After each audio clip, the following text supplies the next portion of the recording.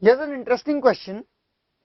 We have a block of mass 2.1 kg hanging by a wire whose Young modulus of the material of the wire is given to be 1.9 into 10 raised by 11 newtons per meter square. Area of cross section of the wire is given and the natural length of the wire is also given. We need to find out the elastic potential energy stored in wire in steady state. Now first thing you should realize is that what happens in this case, due to the mass 2.1 kg of this object and the gravitational force acting on this object, there is a stress in this wire. Because there is tension in this wire, therefore tension upon the area of cross section of the wire gives us a stress in the wire. Now we know that the Young's modulus of the material of the wire is equal to stress upon strain. So therefore definitely there will be a strain in the wire. The strain is always equal to change in configuration upon original configuration. Therefore there will be a change in length of this wire from its natural length. The natural length initially was L is equal to 50 centimeters. Now there will be some change in length of this wire. So this wire undergoes extension. Now when the wire undergoes extension, there is a potential energy stored in the wire. So we need to find out that elastic potential energy stored in the wire in steady state. So now here, let us find out the formula for the elastic potential energy stored in a wire. Now let the natural length of this wire be equal to L, and there is an external force F acting on this wire at this point in the downward direction, due to which this wire starts going extension, starts experiencing extension. Let this be extended by x already, and this force F is still acting on the object. Let this be capital L. So the extension now in the wire is x.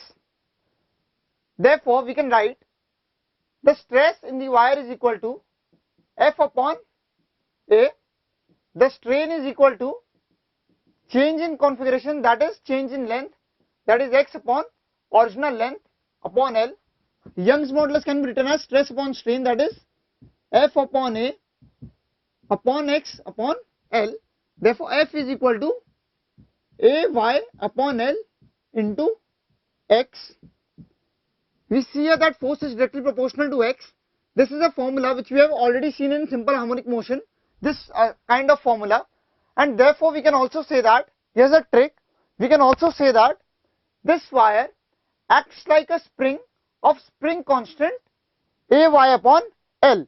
This is an important trick for many of the questions which you will solve in elasticity, that whenever there is a question, you can replace the wire by a spring of spring constant YA upon L, where Y is the Young modulus of the material of the wire, A is the area of cross section of the wire, and L is the natural length of the wire. We will solve this question by that method also, but let us proceed here using this formula.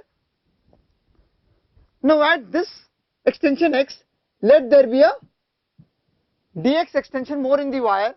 So the work done by the external force F comes out to be F into dx, that is equal to AY x dx upon L. To find out the total work done when the extension goes from x goes from 0 to L, L is the total extension in the wire. This comes out to be AY upon L into L square by 2. Therefore we can see here by rearranging terms that this is equal to half into YA upon L into, this is capital L, into L square. Therefore again, if we use that spring concept, a spring of spring constant K, when undergoes an extension L, its potential energy can be written as half K L square. The same formula goes here. I have already told you that YA upon L can be treated as the spring constant of the spring. So this becomes half K L square. This is the best method to find out the elastic potential energy stored in a wire. Always treat it as a spring of spring constant Ya upon L. Now this formula can also be modified in another manner. This can be written as half into L upon L into AL into Y into L upon L. This is LL cancels to give us half Y A L square upon L. This is the same formula which we get here, Ya L square upon 2L. Therefore, this can be written like this. Now, this can be written as half into, this is the strain in the wire, this is the volume of the wire, area of cross section into length of the wire, volume of wire, and YL upon L is the stress in the wire. Because Y is equal to stress upon strain upon small l upon capital L, therefore stress is equal to capital Y into small l upon capital L. Therefore, this is the stress in wire. So, we get another formula for potential energy, that is elastic potential energy that we call it. So, the formula for elastic potential energy stored in the wire comes out to be half into strain in the wire into stress in the wire into the volume of the wire. There are in different questions you can use different formulas, use the best suitable formula. Therefore, we get one formula is this and the other formula is half K into X square. I still prefer half K into X square where X is the total extension in the spring to be the best formula. So, let us solve this question now. In this question, let us first find out the tension in the wire. The tension in the wire will come out to be 2.1 into G. The stress in the wire will come out to be T upon A. Area of cross section is given to be 3 millimeter square. Therefore, stress is equal to 2.1 G upon 3 into 10 raised to minus 6 newtons per meter square. The strain, this can be written as stress upon Y, because Y is equal to stress upon strain. We already know the value of Y. Therefore, strain can be written as 2.1 G upon 3 into 10 raised to minus 6 into 1.9 into 10 raised to the power 11. So, we get the value for stress, we get the value for strain.